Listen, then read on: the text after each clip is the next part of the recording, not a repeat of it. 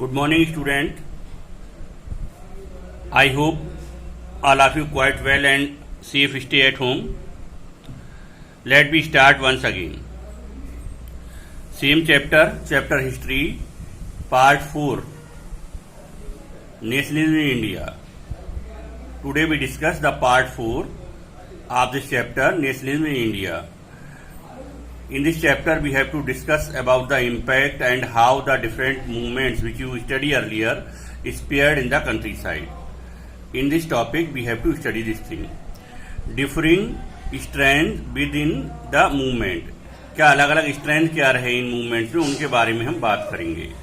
The movement cooperation खिलाफत movement begin in January 1921.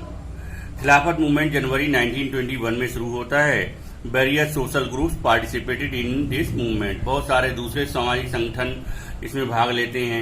The movement in the towns. अब ये सारे मूवमेंट चाहे वो नॉन कोऑपरेशन मूवमेंट रहा हो या खिलाफत मूवमेंट रहा हो, ये लोग कंट्री साइड कैसे पहने, विलेज और टाउन्स एरिया में इनकी क्या पोजीशन हुई, इसके बारे में बात करेंगे. The movement began with middle class participation in the city which affected the economy of the British. यहाँ पर क्या था कि शहरी क्षेत्र में बेसिकली क्या था कि मिडिल क्लास ने पार्टिसिपेट किया, जिसने इकोनॉमिक जो सिस्टम था ब्रिटिशर्स का उसे अफेक्ट किया. The import of foreign clothes half. Import जो था फॉरेन क्लॉथ्स का वो लगभग आधा हो गया था बिटवीन 1921 एंड 1922.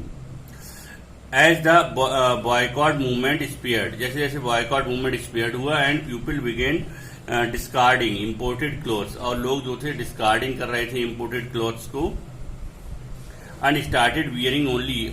और लोगों ने शुरू कर दिया था पहनना इंडियन वंस, है ना, production.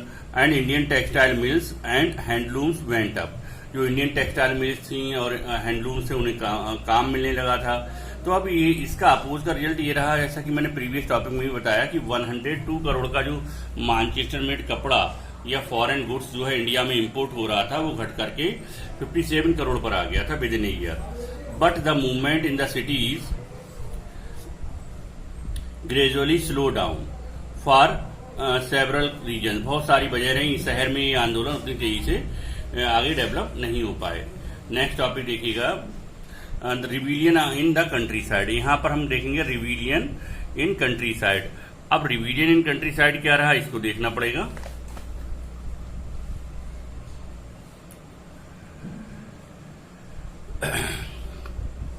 From the cities the non cooperation movement spread to the countryside. शहरों से अब ये आंदोलन गांव की तरफ फैले. इन अवध पीजेंट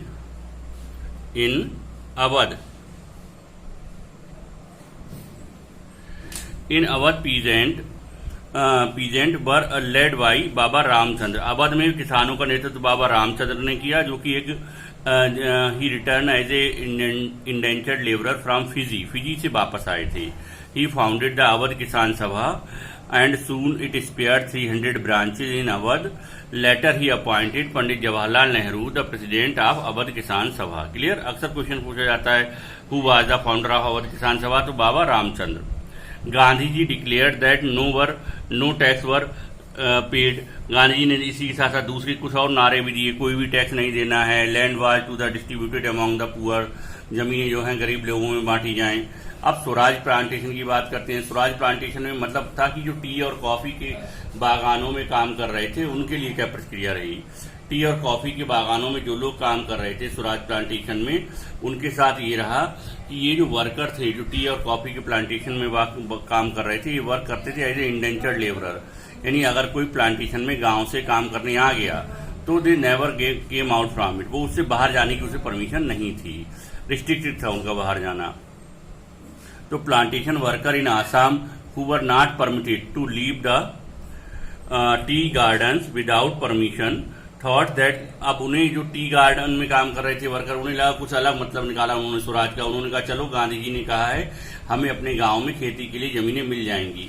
इस तरह से उन्होंने अपने काम को छोड़ करके अपने गांव की तरफ चले. तो रास्ते में क्या था कि एक तो उसी समय लॉरी और स्ट्राइक्स थी और ट्रेन की भी स्ट्राइक्स थी. तो रास्ते में उन्हें ब्रिटिश पुलिस ने पकड़ लिया गया. Arrested and beated bitterly by the British police. वो लोग अपने घर नहीं पहुंच पाए, मतलब ये था गांव मुख्य। फिर टूवार्ड द, अब उसके बाद बात करते हैं यहाँ पर सिविल डिसोबीडियंस मूवमेंट की तरफ बढ़ते हैं। लेकिन 1922 में हुआ ये एक दूसरी इंसिडेंट हुई, Gandhi ji called off his non cooperation movement in Chauri Chaura after Chauri Chaura incident. Chauri Chaura incident के बाद गांधी जी ने नॉन कॉपरेशन मूवमेंट को वापस कर लिया था। अब गोरखपुर में अब हुआ ये कि when the peaceful procession become violent and it set fire to the police station. एक पीसफुल प्रोसेशन जो था वो वायलेंट हुआ और उसने एक पुलिस स्टेशन को आग लगा दी। इस तरह से approximately 24 police employ burnt alive. Gandhi did not want to take the support of violence, so after this incident Gandhi ji called off non cooperation movement in 1922। Remember, ध्यान रखिएगा, क्वेश्चन आ जाता है when Gandhi ji called off non cooperation movement in 1922, why Gandhi ji called off non cooperation movement in because violence हो गया था। अब यहाँ जो अभी आपको मैंने जितना एक्सप्लेन किया है उससे जो क्वेश्चन तैयार हुए वो देखिए। Who was the founder of Awadh Kisan सभा?